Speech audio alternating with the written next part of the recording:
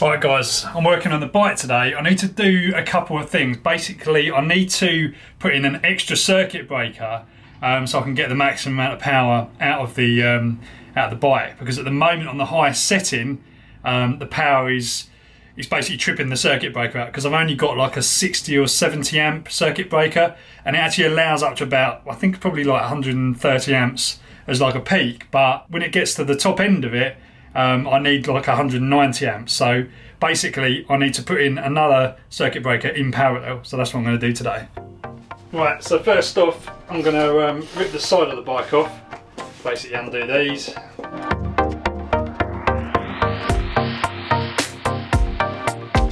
Now these little screws, although they're made out of aluminium, they're not too bad.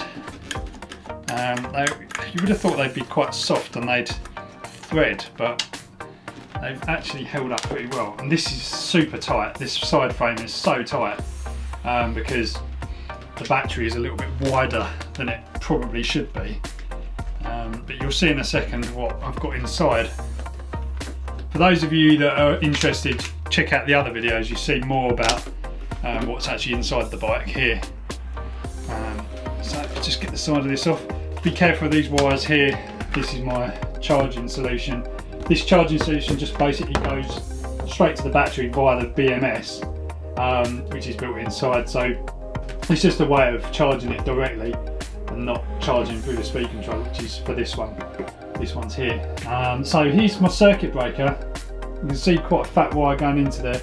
I've also got a regulator, wire for the regulator coming off here as well, which goes straight into this little box, which powers all the lights and all the 12 volt stuff. That's the speed controller on the top. There's my little fan, which basically blows cool air or circulates air inside onto the controller.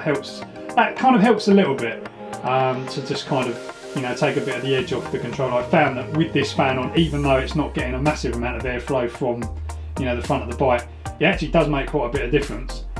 So there you go. So you can see it's pretty watertight in here. It's not really, there's a bit of dust and stuff in there, but other than that, it's good to check the inside of, you know, if you've got a bike like this, good to check it now and again.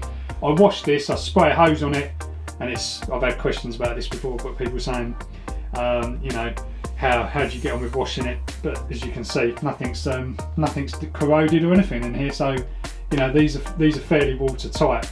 So right, I'm going to flick off the main power. So I've managed to find a breaker. I thought I had basically the same one as this, like another C40 or M60 circuit breaker here, but I found this one, which is a slightly smaller one, but I'm just going to parallel this off, and I think it should work. All we need to do is just get a little bit more headroom, so I'm going to wire this up and then basically parallel it onto here, and then maybe, I don't know, mount it somewhere like there, or you know, somewhere else basically out of the way, and hopefully that will do the trick. So I've got some wires here. It's just scrap old wires from an old radio.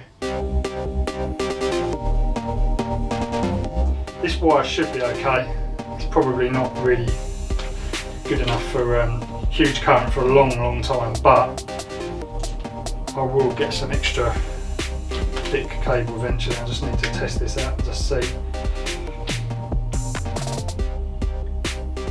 Hopefully that will just get us enough just to get round there.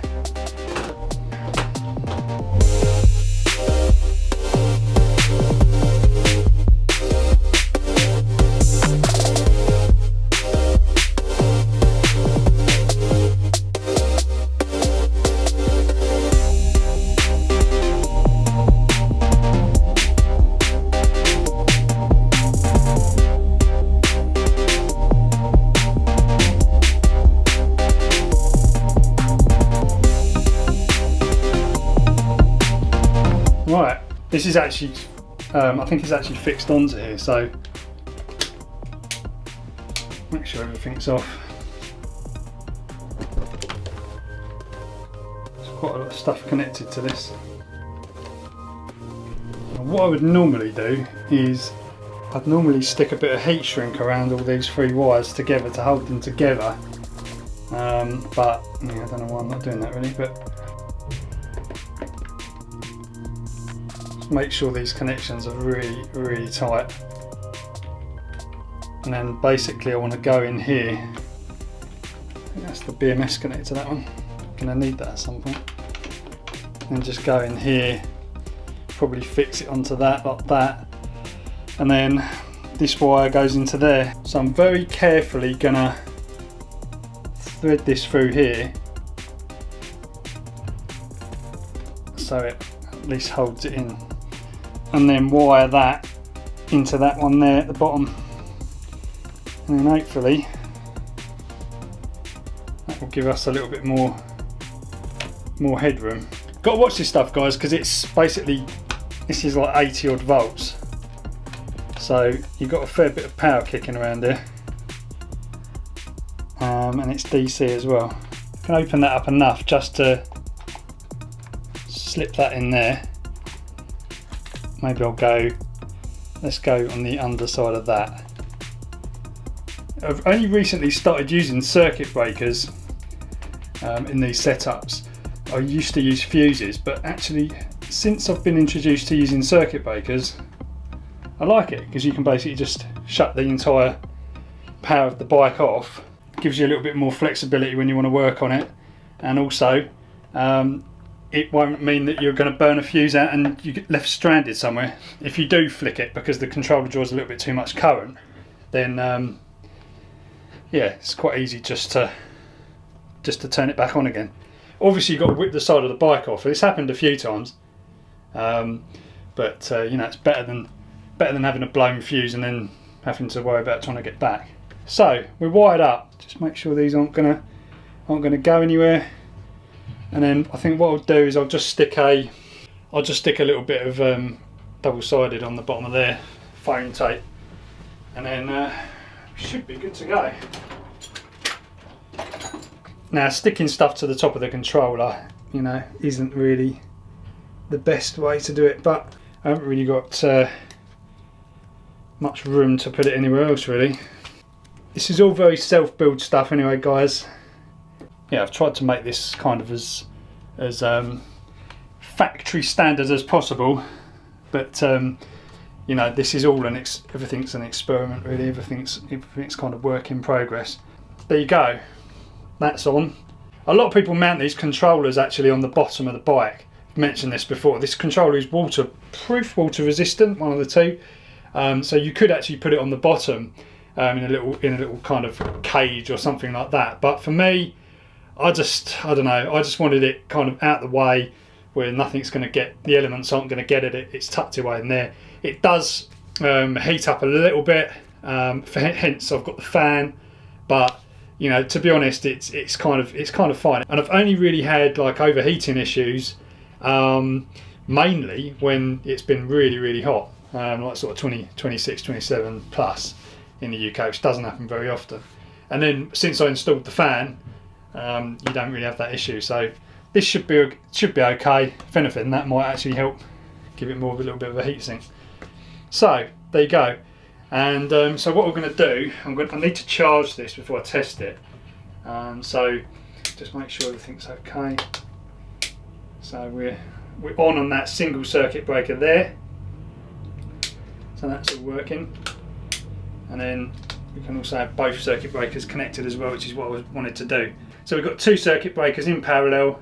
Hopefully that will get me a little bit closer to where I want to be maximum power.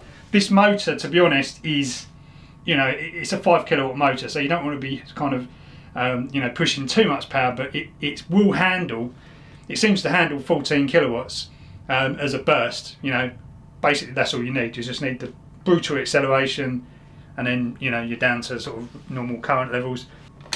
So let's fire up the controller and just see. I'm pretty sure, let's turn the lights off. Pretty sure, yeah, we're 79 volts, so I'm going to give it a little charge and then we should be good to go. Right, so I'm using my King Pan charger to charge the bike. These I highly recommend, really good chargers. Yeah, it's a meaty bit of kit, I've mentioned them before. They're just a solid charger, seems to work really well. I kind of discovered these a while ago when I bought a kit, and it was like an e-bike kit with a golden motor, I think golden motor, Magic Pi or something, and it came with a small version of this, and the charger I thought was just really good build quality, so I've kind of got the large one as well. And this is a 10 amp charger, at 84 volts, so it's a bit of a beast. The fans are just crazy, it just makes a lot of noise. But we have actually got another solution, which I've showed in another video for here, but this doesn't charge through the BMS, so there isn't a BMS connected to the controller at this moment. But right now, we can just do charging directly through the side there, which that goes through the BMS of the battery. Right, it's plugged in. It's not really fully charged, but it'll do.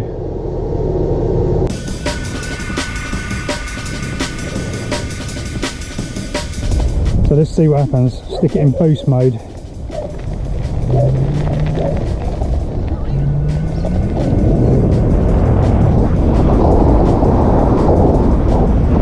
Well, it's definitely doing it. It's definitely holding it now. It wasn't cutting out.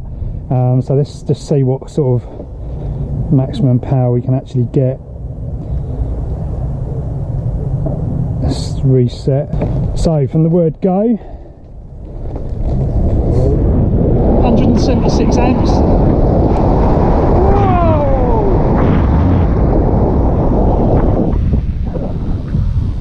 Hold on tight.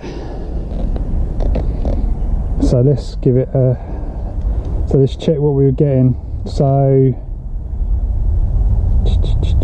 12 kilowatts. So not bad, we're not completely fully charged either. So I think it's a bit cooler as well. That's good though, I was seeing about 173 amps. So yeah, we're pretty close to where we need to be, but might just be the battery not being fully charged, but definitely definitely shifting along. I couldn't do that before, it would just trip out the circuit breaker, so having 2 circuit breakers in there just, you know, makes it a lot better. Whoa, it's pulling that front wheel up now. Whoa, lovely.